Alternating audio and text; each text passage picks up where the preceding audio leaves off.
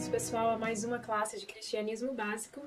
E dando sequência à última aula a respeito da Trindade, hoje nós vamos falar um pouquinho a respeito da pessoa de Deus Pai. A gente vai passear por cada uma das pessoas da Trindade, lembrando que nós servimos ao único Deus, vimos isso em várias passagens.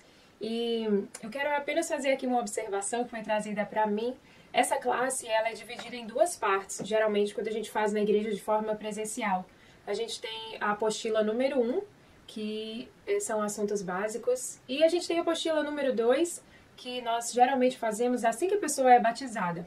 Mas como nós estamos fazendo de forma virtual, eu estou unindo as duas apostilas, então se você acompanhou algumas aulas, como a aula da Bíblia Sagrada, por exemplo, você vai ver que quando eu falei complete na apostila, a parte final, eu estava falando da parte da apostila 2, tá? Essas apostilas estão disponíveis para você, quando você entra na igreja, na mesa ali de recepção, estão as apostilas número 1 e as apostilas número 2, e é bacana você acompanhar, você ir completando, você checar na sua Bíblia. Então, se alguém precisar de algum tipo de material que ainda não tem, só falar para mim ou ligar para a igreja, conversar ali na secretaria, esse material vai ser fornecido para você.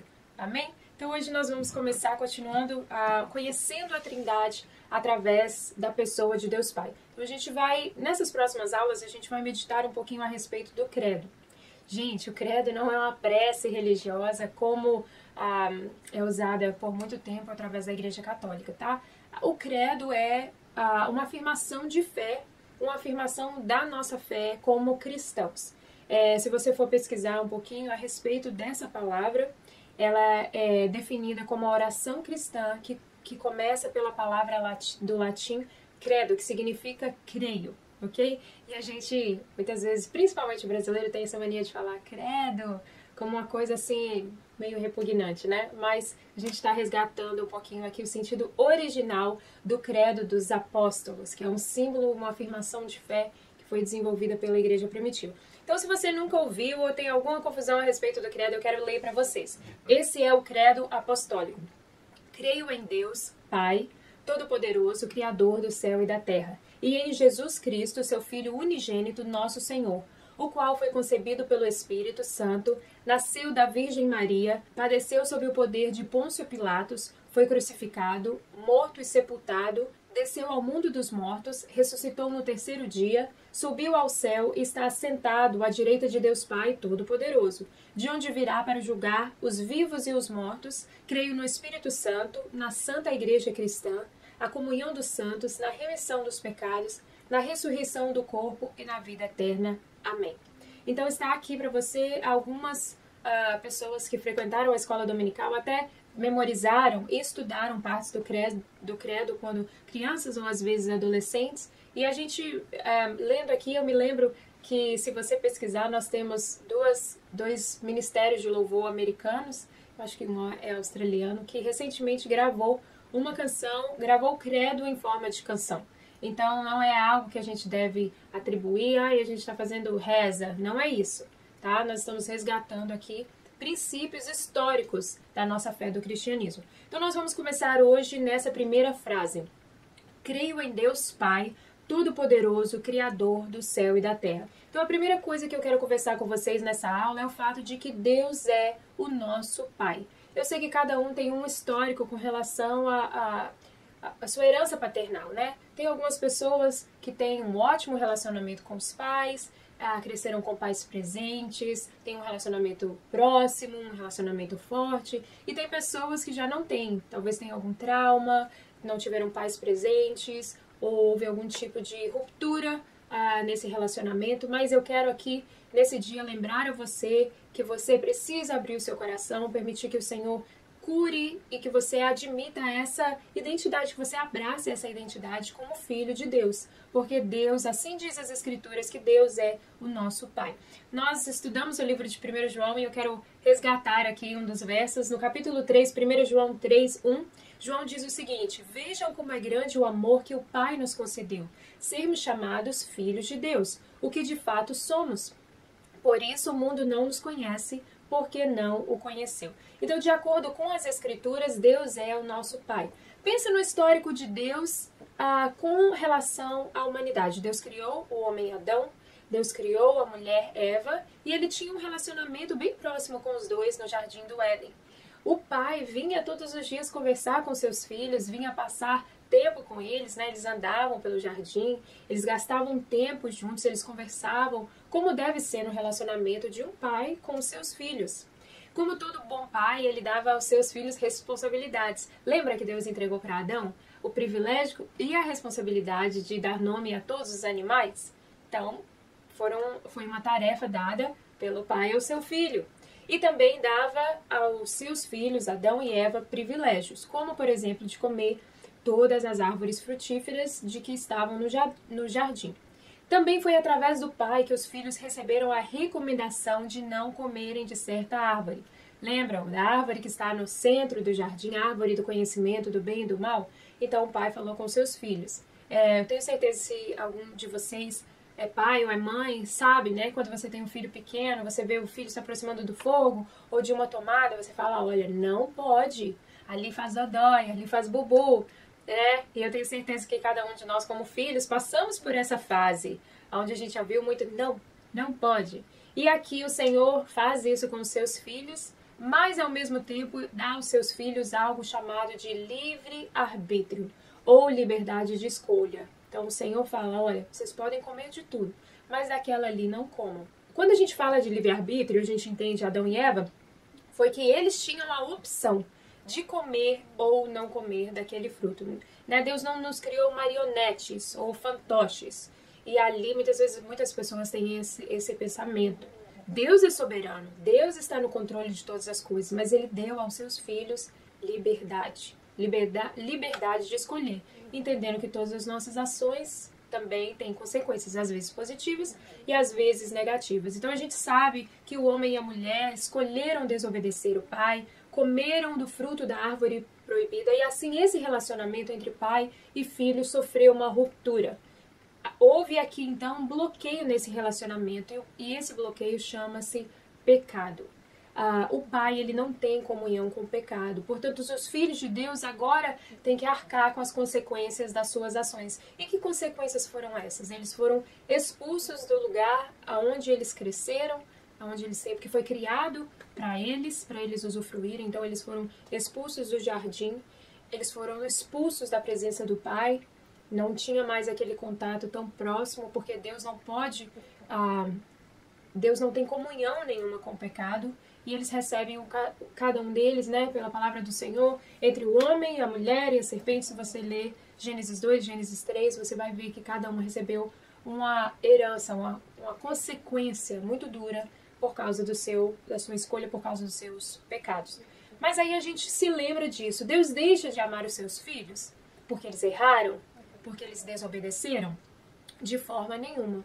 Ao contrário, por amor aos seus filhos, Deus começa a traçar um plano para os trazer de volta à sua presença, para resgatar esse relacionamento de pai, porque não somente Ele é o nosso Criador, mas Ele também ama as suas criaturas. Então, Deus traça esse plano de resgate mesmo, de redenção, para que a gente pudesse mais uma vez voltar a ter acesso um ao outro, a ter a companhia um do outro, sem essa ruptura. E é por isso que Jesus veio em carne, viveu, morreu como Filho de Deus, como Filho do homem, e Ele ressuscitou, adquirindo assim a vitória e resgatando mais uma vez esse relacionamento. E agora, todo aquele que crê no nome de Jesus, todo aquele que aceita o seu sacrifício, todo aquele que o convida a ser salvador da sua vida, ele pode novamente pertencer à família de Deus. Ele pode realmente ter Deus como Pai. E aí eu gostaria de compartilhar com vocês esse texto de Efésios, capítulo 4, do verso 4 ao verso 6. Paulo diz o seguinte: há um só corpo e um só Espírito, assim como a esperança para a qual vocês foram chamadas é um só. Há um só Senhor, uma só fé, um só batismo, um só Deus e Pai de todos, que é sobre todos, por meio de todos e em todos. Então é bem claro aqui, quando nós nos unimos, quando nós entramos nessa família, nós temos um monte de coisa, uma só fé, um só batismo, e principalmente um só Deus e Pai. Ele é o nosso Pai. E aí às vezes a gente pergunta, né? E para quem não acredita em Deus? E para quem não aceita Deus como Pai?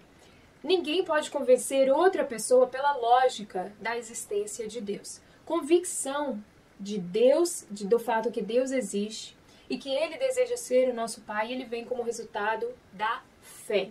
Né? A gente vê ali no livro de Hebreus 1, depois a gente vê no capítulo 11, como a fé é a certeza daquilo que você não vê, que você não pode tocar, mas no seu coração você escolhe crer. Tá? A fé, ela é uma escolha. Por isso que nós precisamos do Senhor para nos ajudar, porque muitas vezes a nossa fé oscila, né? A gente fraqueja. Até mesmo os discípulos falaram com Jesus: Jesus, Senhor, aumenta a minha fé. Então é algo que a gente deve constantemente pensar e orar, fazer parte da nossa oração. E dentro disso, que para você aceitar Deus nesse papel que Ele nos oferece como papel de Pai, envolvendo a nossa fé, a gente entende porque nós somos chamados de crentes, né? Em inglês essa palavra significa believer, ou a gente vê um termo muito usado aqui nos Estados Unidos de newborn, born again believer, ou nascido de novo, um novo nascimento, e assim você carrega esse título de alguém que crê. E a gente vê em português essa palavra crente, né? Que às vezes já foi um pouco até ridicularizada no meio cotidiano. Ah, a pessoa é crente. Crente até o diabo é. Mas, na verdade, existe um peso grande de você falar: eu sou um crente, eu sou um cristão. Um crente é uma pessoa que acredita em alguma coisa. Num conceito geral, uma pessoa que acredita em Deus. E quando você se diz um cristão, você diz: eu sou um seguidor de Cristo, tá? Então é muito importante a gente saber disso, e isso é uma decisão pessoal. Já falamos aqui anteriormente, por mais que você tenha pais cristãos, avós cristãos, às vezes até pessoas que serviram ao Senhor como um oficial, ou um pastor, ou um professor da EBD, essa é uma decisão individual. Deus não tem netos, Ele é Pai de todos. Deus tem filhos, e essa escolha é nossa, de aceitar que Deus seja o nosso Pai. Então nós vemos aqui que tantas coisas revelam a presença do Pai, que continua interagindo com a sua criação, continua interagindo com os seus filhos.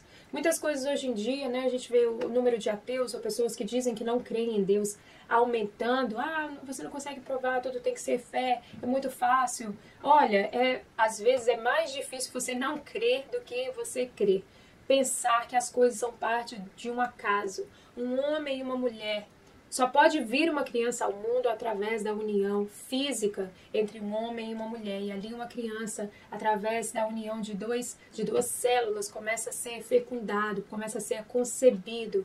E ali dentro do ventre de uma mulher, aquela criança por 9 meses, ela vai crescendo, ela vai sendo formada. E ela vem ao mundo na hora que, na maioria, né, dos casos, na hora que Deus fala que é a hora de vir. Então são coisas assim que revelam a presença de um Criador. Por mais que o homem fica tentando imitar, competir com o poder de Deus, isso é um ato, é um milagre, é uma ideia de Deus. E nós vemos todos os dias que a vida existe por causa do Senhor. Nós vemos também o planeta que nós vivemos, né? Existem bilhões de pessoas, e mesmo que todas as pessoas do mundo começassem a pular ao mesmo tempo em todos os países, em todas as cidades, esse planeta não ia mover nem 1 centímetro para cima e nem 1 centímetro para baixo. E você já pensou quem sustenta esse planeta que gira ao redor de si mesmo e gira ao redor do Sol, gerando assim o dia, gerando assim o ano? Então nós vemos como Deus é aquele que sustenta tudo o que Ele fez. Não importa se você acredita ou não, se o seu vizinho acredita ou não, se o seu professor acredita ou não, Deus continua sendo Deus. Mas é um convite. Ele deseja ser o seu pai. Você deseja ser o seu filho? Então, complete em sua apostila. De acordo com a Bíblia, Deus é o nosso pai. E dando continuidade a isso, nós vamos ver que o nosso pai, o nosso Deus, ele é o Criador de todas as coisas. Gênesis capítulo 1, do verso 1 ao verso 3 diz: no princípio criou Deus os céus e a terra. Era a terra sem forma e vazia, trevas cobriam a face do abismo, e o Espírito de Deus se movia sobre a face das águas. E disse Deus: haja luz, e houve luz. Nós falamos um pouquinho sobre isso na aula passada, mas eu gostaria de continuar nesse ponto aqui para que você e eu entendêssemos, reconhecêssemos o fato de que Deus é o Criador de todas as coisas. Uma vez eu ouvi uma história que eu quero compartilhar com vocês. Dizem que um menino servia a Deus e ele estava ali na escola, criança, e o seu professor sempre dizia que era tolice acreditar em Deus. E um certo dia, quando o professor chegou naquela classe, ele viu ali uma bola inflável no formato de um globo. Sabe aqueles globos que a gente vê, você enche às vezes para o seu filho, com todos os países, cores diferentes, todos os continentes? E aquele professor falou, nossa, que bacana esse globo, que bonito, grandão. E quem da sala que trouxe esse globo? E aquela criança que cria em Deus, ele disse, ninguém trouxe isso. Como assim ninguém trouxe? Eu saí daqui da sala ontem, não tinha nada, a sala estava vazia, e quando eu cheguei aqui, esse globo estava. Então alguém veio aqui nesse meio tempo e deixou esse globo aqui. E aquele aluno falou assim, não, ele simplesmente apareceu. Aí o professor disse, não, isso não é possível. Alguém numa fábrica fez esse globo, vendeu para alguém encheu esse globo de ar, alguém caminhou até aqui e trouxe para aqui. Isso nada acontece do nada. Não é possível não existir algo ontem e hoje já existir. E aquela criança falou, mas ainda assim, o pequeno globo que simboliza essa terra que nós vivemos não pode vir da existência do nada, e ainda assim você acredita que todo o planeta onde nós moramos existiu e veio sem a presença de um Criador. Então, só algo para vocês pensarem, que muitas vezes exatamente isso que as pessoas dizem, muitas vezes baseada na ciência, não me entenda errado, não tenho nada contra a ciência, creio até que muitos cientistas são usados pelo Senhor, desde que não estejam dizendo, combatendo o que as Escrituras dizem. E nós sabemos que as Escrituras mostram a presença de um Criador.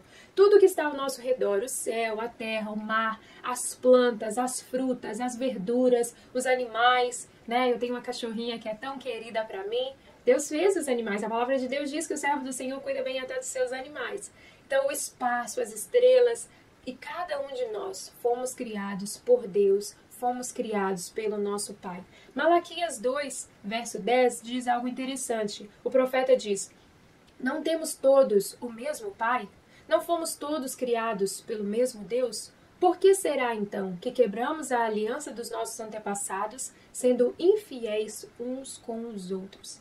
Então, às vezes, nós nos esquecemos que todos viemos de um único Criador e Pai.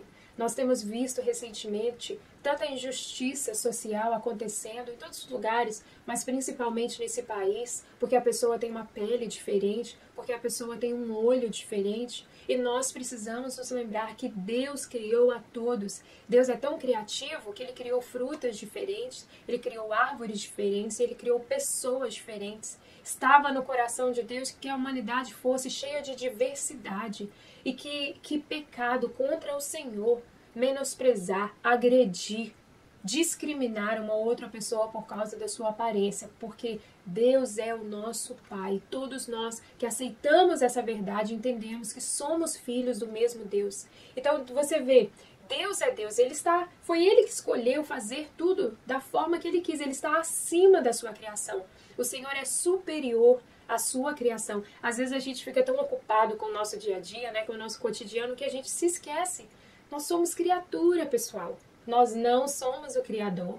Nós somos limitados, nós somos pequenos.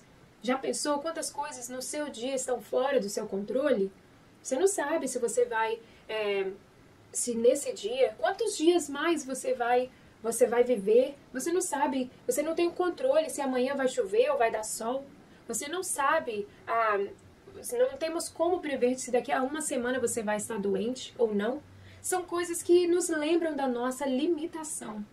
Mas essas coisas não estão fora do controle do nosso Pai. Ele conhece o dia em que fomos formados, o dia em que viemos ao mundo foi escolhido por Deus, e Ele sabe também qual será o nosso último dia nessa terra. Pertence ao Senhor, não pertence a nenhum de nós. Deus, o nosso Pai, Ele nos ama, e Ele quer participar de cada minuto da nossa existência aqui. Já pensou? Um Deus tão soberano, um Deus tão superior, tão transcendental, Ele escolhe relacionar com cada um de nós. e nós às vezes não apreciamos esse privilégio. Então a gente sempre escuta isso, né? Todo mundo quer ter Deus como pai, mas será que todos nós estamos interessados em ser os seus filhos? Será que nós estamos principalmente interessados em sermos filhos que temem ao Senhor, filhos que obedecem ao seu pai? Então pense um pouquinho a respeito disso. E eu quero ir para o próximo texto, que está em Romanos 11, de 34 a 36. Diz o seguinte: ó profundidade da riqueza e da sabedoria e do conhecimento de Deus! Quão insondáveis são os seus juízos, inescrutáveis os seus caminhos! Quem conheceu a mente do Senhor? Ou quem foi o seu conselheiro? Quem primeiro lhe deu para que ele o recompense? Pois dele, por ele e para ele são todas as coisas. A ele seja a glória para sempre. Amém. Talvez alguns de vocês, os mais antigos como eu, conheçam essa passagem em forma de canção, né? E é uma canção muito bela que fala pra gente a respeito de quem Deus é. São grandes verdades compartilhadas conosco através de Paulo nessa passagem. Quem Deus é? Deus é conhecedor de todas as coisas. Quem Deus é? Deus é Criador e é Senhor, independente de suas criaturas, até mesmo independente de nós aceitarmos a sua existência, Ele continua sendo quem Ele é. Alguém que não precisa de conselhos ou conselheiros, alguém que é possuidor de todo conhecimento e riquezas, tanto físicas quanto espirituais. E nós, quem nós somos? Nós somos criaturas que não conhecemos o pensamento de Deus. Por isso que a gente lê a palavra do Senhor. Por isso que a gente ora, para que a gente abra um espaço para que Deus nos revele a sua vontade, para que Deus fale conosco, para que Deus nos visite. Porque sem isso nós não conhecemos, é impossível conhecermos a mente de Deus. Nós somos incapazes de dar ao Pai algum tipo de conselho. E de vez em quando a gente vive algumas experiências, né, que parece que a gente está ajudando a Deus. A gente ora e fala: Deus, eu vou confiar no Senhor, eu quero entregar esse problema a Deus. Daí a pouco você começa a reclamar, você começa a questionar. É o famoso dar uma mãozinha para Deus, né? Vou fazer aqui como Sara fez. Vai ter o filho? Então deita aqui com a minha serva. Parece que Deus precisa da nossa ajuda. Mas essa passagem nos lembra que nós somos incapazes de dar conselhos a Deus. Nós somos imerecedores ou não merecedores de qualquer tipo de benefício vindo da pessoa de Deus, porque Deus é 100% puro, 100% santo, e nós pecamos diariamente, constantemente, somos pecadores, somos criaturas que deveriam viver de tal forma que a nossa vida, como essa passagem diz, trouxesse e resplandecesse glória de Deus. Já pensou a respeito disso? A gente às vezes esquece tanto da identidade que Deus está nos oferecendo como Pai e aquilo que Ele quer ensinar aos seus filhos. E eu quero compartilhar, mencionei antes, mas mais uma passagem no livro de Hebreus, nos lembrando de como Deus é o nosso Pai, como Deus é o nosso Criador. Hebreus 11:3 diz: pela fé entendemos que o universo foi formado pela palavra de Deus, de modo que aquilo que se vê não foi feito do que é visível. Somente Deus é capaz de trazer do nada a existência. Deus disse: haja luz, e a luz aconteceu, e a luz apareceu, e todo o restante da criação, né? Nenhum de nós é capaz. A gente pode até pegar alguns ingredientes, eu que gosto de ir para a cozinha e fazer uma comida gostosa, nós podemos até pegar ingredientes e fazer um bolo, fazer uma nova criação, mas de coisas que já foram criadas pelo nosso Criador. Então, complete em sua apostila: Deus criou todas as coisas. Complete também: Deus cria e age de forma independente de suas criaturas. E como vimos nesse último texto, Deus faz do nada todas as coisas. Um outro aspecto da pessoa de Deus Pai que a gente vê que não somente Ele é o Criador, mas Ele é o preservador. Salmo 19, de 1 a 4, um salmo conhecido, diz o seguinte: os céus declaram a glória de Deus, o firmamento proclama a obra das suas mãos. Um dia fala disso ao outro dia, uma noite o revela a outra noite. Sem discurso nem palavras, não se ouve a sua voz, mas a sua voz ressoa por toda a terra e as suas palavras até o confim do mundo. Nós já mencionamos isso anteriormente, mas gostaria que você pensasse como Deus se revela através da sua criação. Pense um pouquinho a respeito disso. Qual homem, qual a mulher, por mais importante que seja, mais rico, mais influencer, como a gente vê hoje em dia, né? Um termo tão popular, ele é um influenciador. Qual pessoa que existe no dia de hoje pode fazer o inverno se tornar verão? Quem de nós aqui ou qualquer pessoa que existe tem o poder de... Eu nem estou falando assim, num país, numa cidade. Quem tem o poder de mudar o clima em uma cidade? Nenhum de nós, não importa quantas faculdades a pessoa tem, quanto dinheiro, quantas empresas, qual o seu cargo político, essas coisas estão fora do controle do homem, mas não estão fora do controle do Criador. Esse texto nos mostra que o Pai estabeleceu leis em sua criação para lembrar ao homem de que não somente ele fez todas as coisas, como também ele as preserva.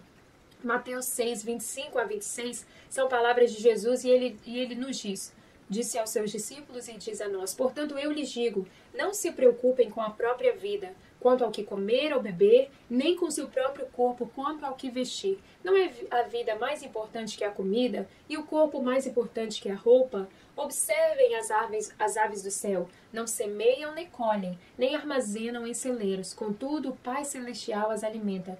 Não têm vocês muito mais valor do que elas? Eu não sei na sua casa, mas a minha casa parece assim, um aconchego de pássaros. Aqui em casa, assim, eu tenho árvore na frente da casa, tenho árvore atrás, e parece que os bichinhos gostam de fazer ninho aqui. Eu sempre vejo nas minhas janelas a presença de muitos pombos, e vejo de vez em quando vem nos visitar um cardinal bem vermelhinho, e muitas vezes eu tenho o privilégio de ficar ali observando. Mesmo no inverno, a gente pensa, quem está cuidando dos pássaros? Qual o político que está cuidando? Qual a pessoa do governo? Qual é a pessoa que está lutando pela preservação ecológica? E, na verdade, nenhum deles. Quem está cuidando dos pássaros? Aqui, né, onde a gente mora, tem inverno, um inverno rigoroso, tem neve e ainda assim Deus está cuidando de cada um dos pássaros. E aqui ele está nos lembrando que nós somos mais importantes do que os pássaros, do que as aves. Então essas verdades bíblicas precisam estar presentes em nossa mente. Se a gente talvez não andasse tão agitado, correndo atrás de todas as coisas, a gente poderia apreciar o fato que a gente tem as estações. Inverno, primavera, verão, outono, é algo que Deus está mostrando, olha, não somente eu criei cada um de vocês, quanto eu cuido. Eu ainda estou aqui, eu ainda estou interagindo com a minha criação, eu ainda estou interagindo com você. Nós temos mais valor do que as aves, a quem Deus alimenta e a quem Deus cuida. Vamos pensar um pouquinho a respeito disso.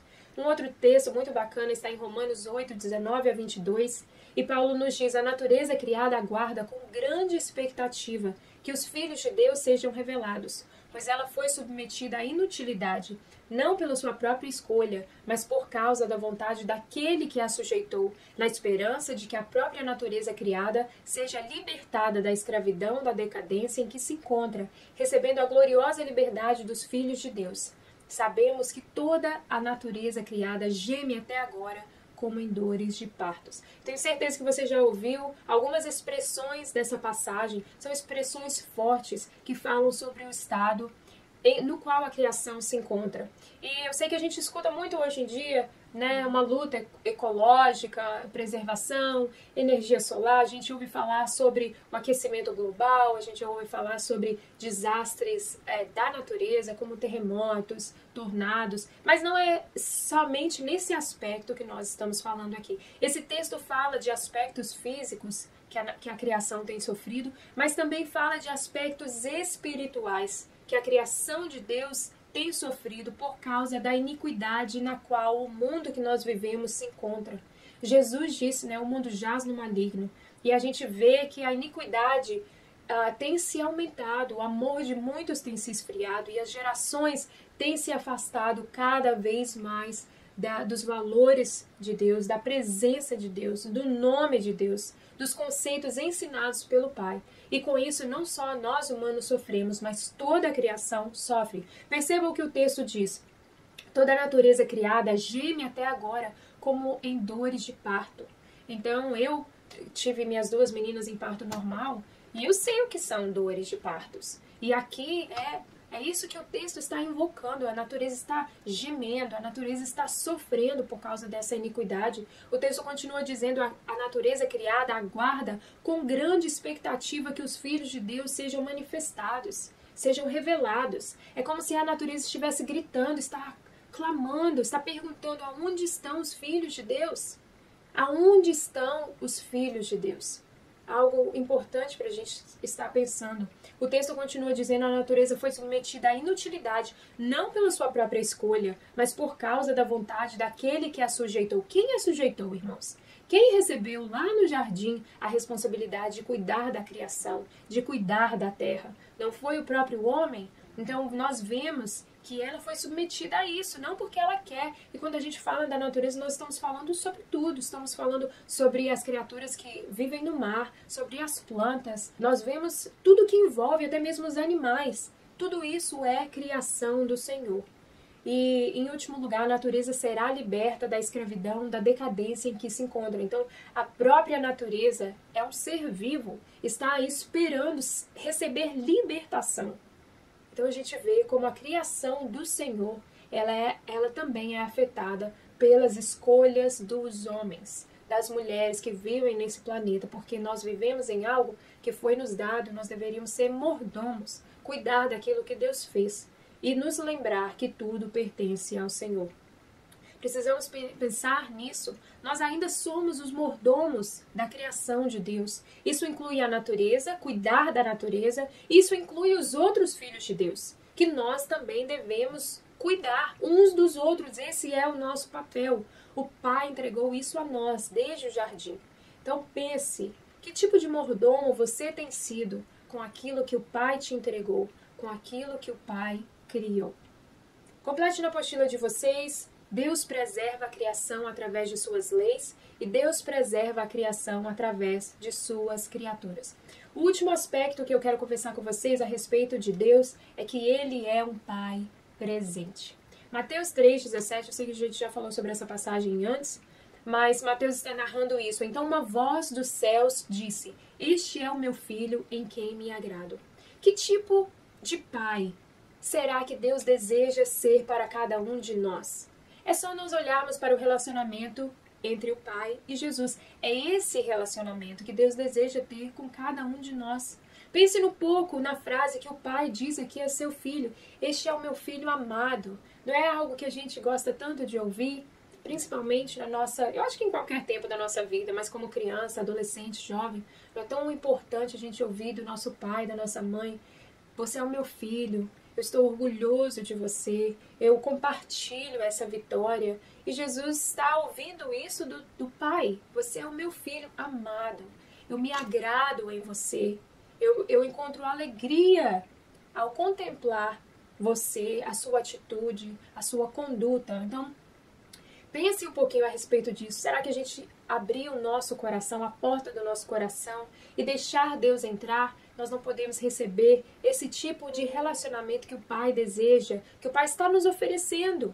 Isso inclui um amor incondicional, palavras de afirmação, essa proximidade, essa aceitação. Deus está oferecendo isso para nós. E a pergunta é: quem aqui deseja isso? Porque depende, se Deus está oferecendo, depende de cada um de nós aceitar esse convite. João 5,19, Jesus lhe deu essa resposta. Jesus lhes deu essa resposta: "Eu lhes digo verdadeiramente que o Filho não pode fazer nada de si mesmo, só pode fazer o que vê o Pai fazer, porque o que o Pai faz, o Filho também faz." Então Jesus está aqui falando pra gente uma verdade que a gente vê muitas vezes nos nossos filhos, principalmente quando são pequenos, né? Se vê a mãe cozinhando de uma forma, pega as panelas, quer cozinhar também. Se vê o pai, às vezes, cortando a grama, o filho quer fazer da mesma forma, às vezes até fala da mesma forma. Quantos pais e filhos, quando o filho cresce, uma pessoa liga, você não sabe se é o pai, não sabe se é o filho. E Jesus está aqui ensinando esse princípio. Que tipo de filho será que o Pai deseja? Filhos que imitem a Jesus. Jesus está falando aqui: olha, eu não posso fazer nada se eu não ver o meu Pai fazer. Então, qual de nós está se empenhando, não somente para ter Deus como Pai, que todo mundo quer, né? A fonte de vida, a fonte de milagres. Mas quem de nós realmente deseja ser filho?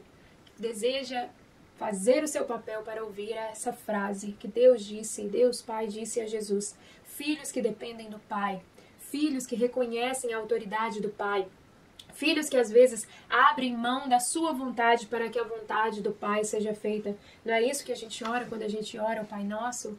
que o teu reino venha, seja feita a tua vontade. Mas será que realmente nós temos sido filhos que querem cumprir isso?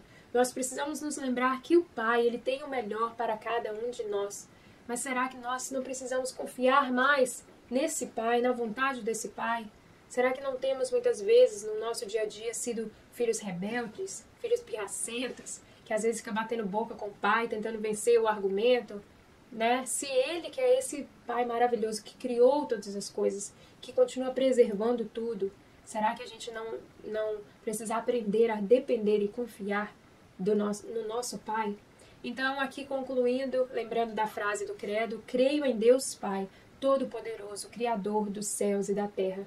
Essa era a afirmação dos discípulos. Será que também é a nossa? Você realmente crê nisso? Você realmente deseja ser um filho de Deus, permitindo que Ele seja um Pai presente na sua vida? Pense a respeito disso. Eu oro para que a sua semana seja abençoada e que o Espírito de Deus continue ministrando no coração e na vida de cada um de vocês, na vida de cada um de nós. Um abraço e Deus os abençoe.